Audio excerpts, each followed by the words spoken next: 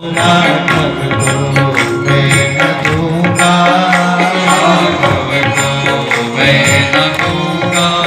वो मुनिनाथ मरते मरते, वो मुनिनाथ मरते मरते, वो मुनिनाथ मरते मरते, मुनिनाथ मरते मरते।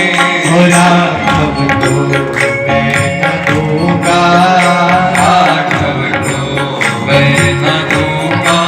ओ मुनिनाथ मरते मरते, मुनिनाथ मरते मरते, मेरे प्राण ना रहेंगे, मेरे प्राण ना रहेंगे, मेरे प्राण ना रहेंगे, मेरे प्राण ना रहेंगे। यह काम करते करते, यह काम करते करते, राघव को मैं न दूंगा, राघव को मैं न दूंगा, राघव को मैं न दूंगा, राघव को मैं हरि बोल।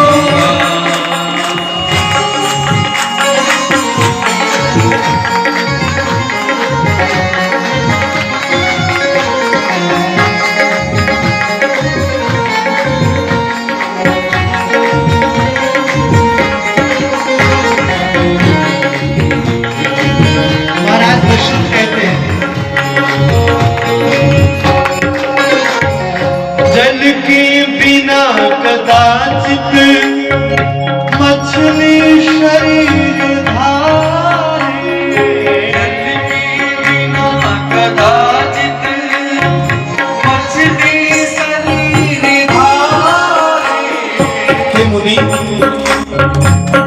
बिना जल के मछली जी सकती है, परंतु मैं राम के बिना नहीं जी सकता। बोलो जैसे राम, इसलिए मैं अपने राम को नहीं दे सकता।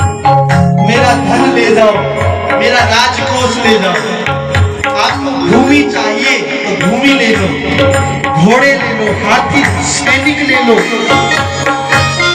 हे मुनि, मुझे पता है मैं राम के बिना नहीं जी पाऊंगा। जल के बिना कदाचित मछली शरीर धारे, जल के बिना कदाचित मछली शरीर धारे, पर मैं न जी सकूंगा इनको बिना निहारे, पर मैं न जी सकूंगा इनको बिना निहारे। इनको बिना देखे मैं नहीं जी पाऊंगा मामुनि।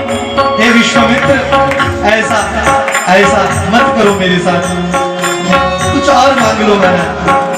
कौशिक सिहर रहे हैं, कौशिक सिहर रहे हैं, कौशिक सिहर रहे हैं, कौशिक सिहर रहे हैं। वो मेरे अंग डरते डरते, वो मेरे अंग डरते डरते, राघव को मैं न दूंगा, राघव को मैं न दूंगा। वो मुनिनाथ मरते मरते, वो मुनिनाथ मरते मरते, मेरे प्राण ना रहेंगे, मेरे प्राण ना रहेंगे, वो मेरे प्राण ना बचेंगे, मेरे प्राण ना बचेंगे। वो यह काम करते करते, यह काम करते करते, वो यह काम करते करते, यह काम करते करते, राघव को मैं न दूंगा, राघव को मैं न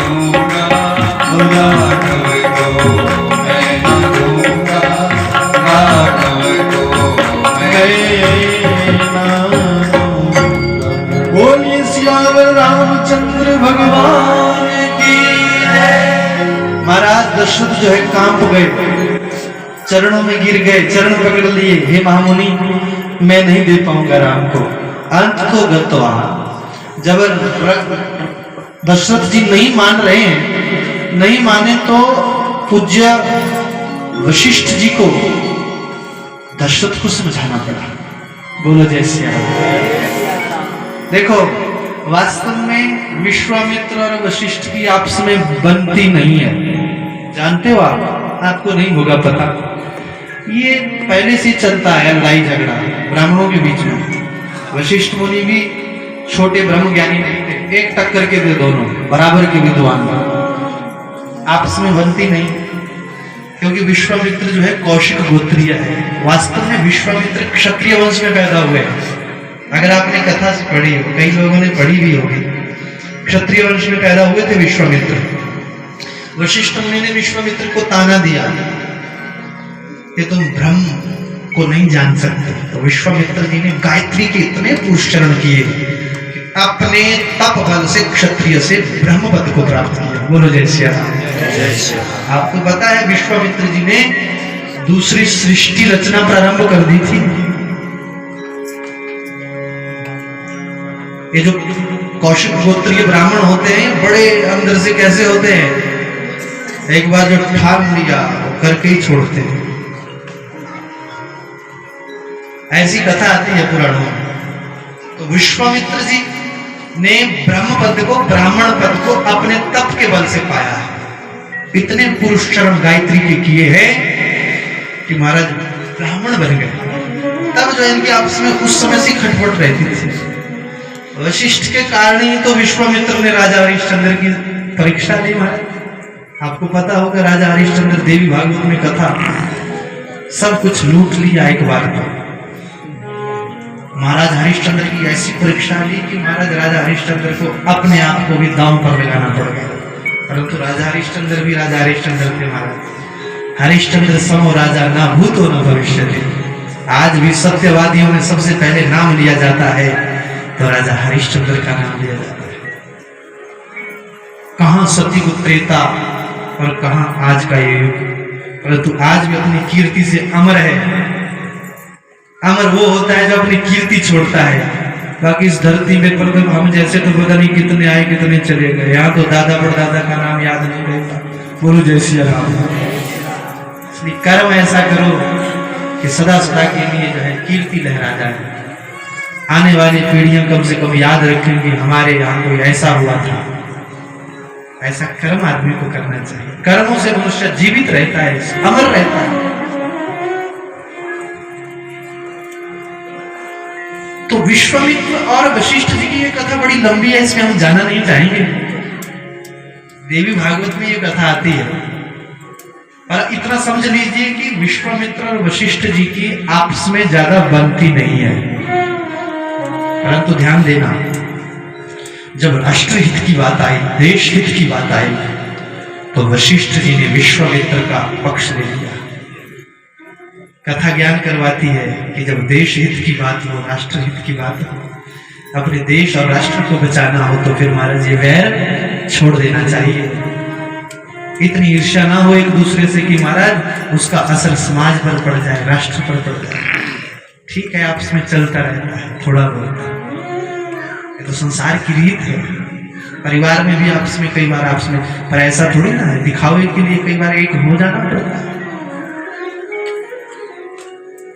तो यहां पर विश्वामित्र जी राम और लक्ष्मण की याचना कर रहे हैं। दशरथ जी कह रहे हैं राघव को मैं न दूंगा, मुनिनाथ मरते मरते कुछ भी ले जाओ, मेरे पास कुछ भी देने के लिए अधेय नहीं, मैं सब कुछ दे सकता हूं, परंतु राम और लक्ष्मण को नहीं।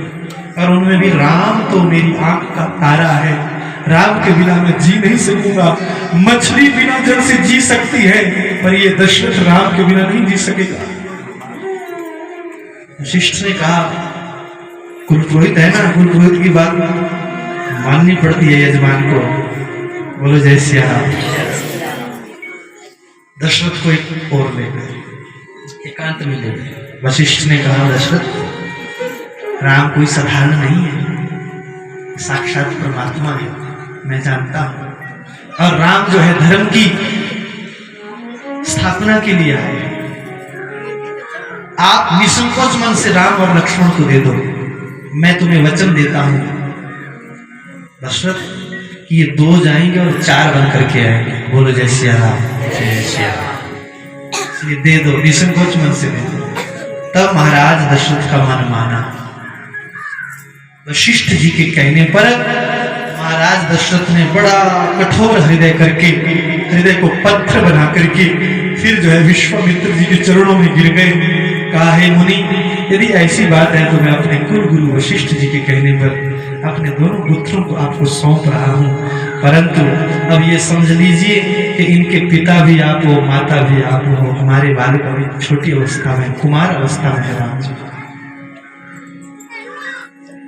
और वे प्रभु राम और लक्ष्मण को बुलाया गया। बड़े आदर भाव से दशरथ ने राम और लक्ष्मण को बुलाया। अति आदर दो तनय बुलाए, हृदय लाई बहु भांति सिखाए।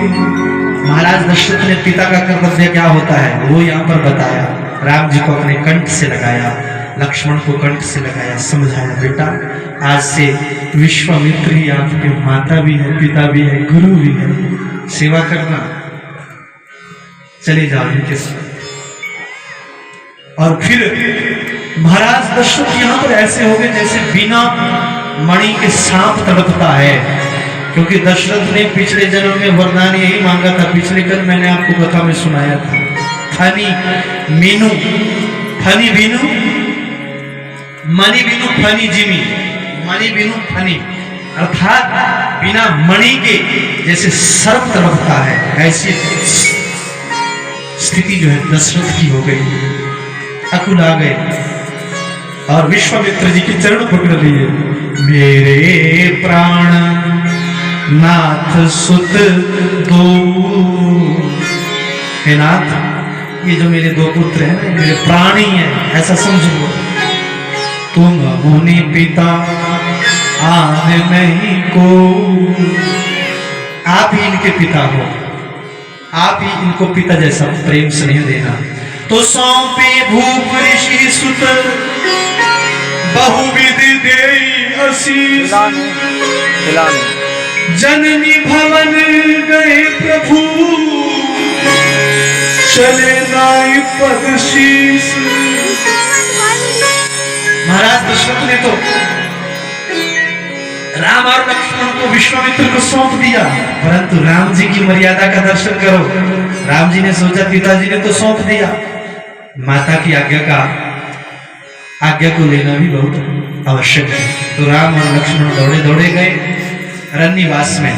यहाँ पर कौशल्या अम्बा और कैकेयी अम्बा नहीं थी, सुमित्रा अम्बा नहीं थी। तो राम जी कौशल्या अम्बा से मिलने के लिए चरणों में प्रणाम किया, माँ आज्ञा दो। माता कौशल्या ने आशीर्वाद दिया, मैं अब विश्वामित्र गुरु के साथ जा रहा हूं। और लक्ष्मण ने अपनी मां सुमित्रा के चरणों में प्रणाम किया। तीनों माताओं से दोनों बालक मिले और अब जो है महाराज विश्वामित्र ने दोनों बालकों को साथ लेकर के अपने वन की यात्रा प्रारंभ की। आगे आगे विश्वामित्र, उससे पीछे राम और सबसे पीछे लक्ष्मण। क्या सुंदर जोड़ी है, जंगल से जा रहे हैं, वन से जा रहे हैं महाराज 2 कुमार। चले जाता दीन दिखाई तो सुनी ताड़ का क्रोध करे भाई। जंगली रास्ते से जा रहे थे, एक बड़ी भारी गुफा दिखाई दी विश्वामित्र जी को। उस गुफा में रहते थे ताड़का। देखा किसी के आने की आवाज, आहट हुई, आवाज आई और गुफा में से बाहर आ गई, अपना स्वरूप प्रकट कर लिया। सोचा आज बहुत सा भोजन प्राप्त हो गया। और ताड़का राक्षसी जो है झपट पड़ी राम जी के ऊपर, परंतु मेरे प्रभु राम जी ने इतनी स्फूर्ति, इतनी ऊर्जा राम जी में, जैसे ही विश्वामित्र के ऊपर झपकी, सबसे आगे विश्वामित्र जी थे। मेरे प्रभु राम जी ने स्फूर्ति से, तर्क से बाण निकाला।